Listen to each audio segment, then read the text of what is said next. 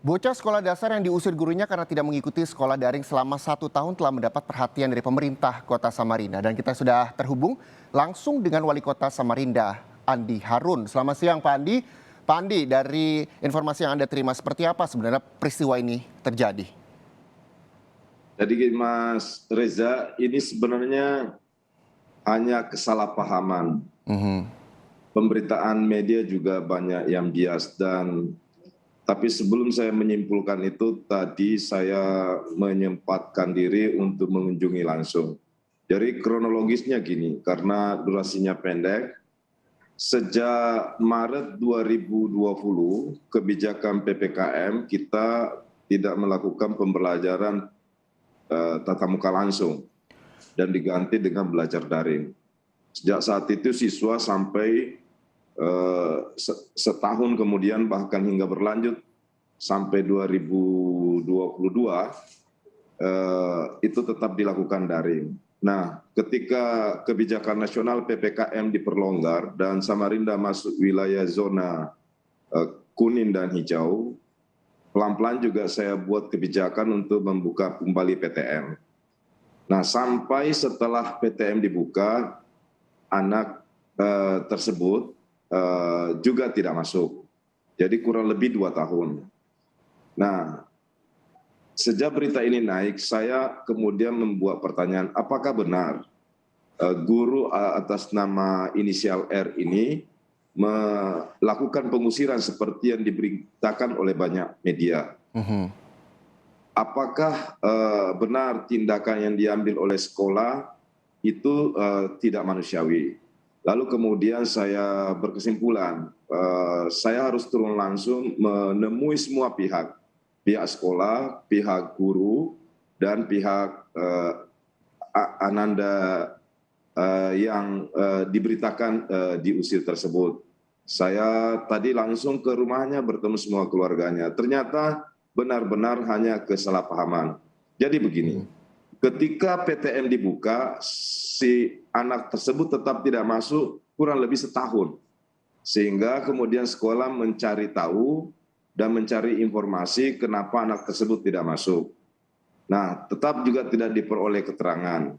Dan sekolah maupun guru sama sekali tidak mengetahui latar belakang dan keadaan utuh dari anak maupun keluarga anak tersebut. Lalu kemudian anak tersebut kemudian pada hari Selasa yang lalu itu kemudian masuk sekolah karena mendekati ujian. Nah, wali kelasnya ketika mendapati anak ini tersebut masuk, lalu kemudian karena memang kan ada aturan sekolah berlaku secara nasional. Ya.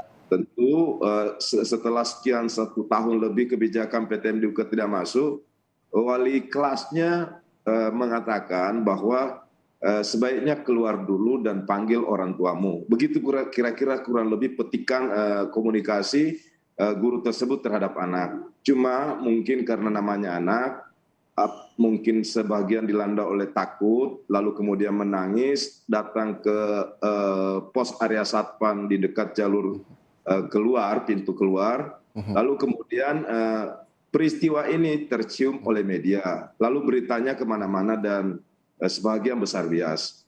Ya. Nah, sejak berita itu kemudian saya banyak ditanya pihak, apa sanksi yang harus kita lakukan, bagaimana dengan kalian itu? Ya, saya tentu sebagai wali kota saya harus mencari benar-benar duduk masalahnya dengan baik. Tadi saya bertemu dan gurunya tersebut juga saya panggil, bertemu di rumah tante atau tempat anak itu berdiam. Ternyata Mas Riza, di luar dugaan kita, si Bibi ini, anak tersebut itu punya saudara kandung satu di rumah itu. Dia bersekolah di salah satu sekolah swasta. Dan sepupunya ada juga lagi yang lain, itu juga keadaannya kurang lebih sama. Anak bocah hampir seusia, juga bersekolah di salah satu sekolah swasta. Sementara anak yang diberitakan diusir ini, itu bersekolah di sekolah pemerintah, sekolah negeri 02. Nah, ternyata si Bibi ini juga, tantenya ini punya anak kandung juga 3. Jadi si tante ini menanggung biaya menanggung kehidupan, biaya hidup termasuk sekolah, 6 anak sekaligus. Dan 3 anak kandungnya, si anak yang bersekolah tadi yang diberitakan diusir itu punya saudara kandung juga perempuan, dan satunya lagi sepupunya. Nah, keadaannya begini, si tante ini keadaan ekonominya memang sangat-sangat terbatas. Punya suami barusan lepas dari satu pekerjaan. Ya. Jadi artinya, mohon maaf Pak Andi, walinya hanya tantenya. Yang juga menjadi runut masalah ini adalah yang menyebar di media sosial adalah pengusiran, tanda kutip begitu, yang diterima sang anak hingga anak akhirnya menangis. Video itu tersebar di media sosial. Lalu terjadi miskomunikasi menurut dari Pak Andi Harun sendiri. Yang juga menjadi sorotan, tadi Pak Andi menyebutkan bahwa selama 1 tahun pihak sekolah melakukan upaya pencarian dari data korban. Biasanya yang saya tahu, koreksi kalau saya salah, bahwa pihak sekolah pasti memiliki database dari para siswanya. Apakah itu juga sudah diselidiki dari Dinas Pendidikan maupun dari pemerintah Kota Samarinda? Kenapa dalam 1 tahun tidak sekolah begitu?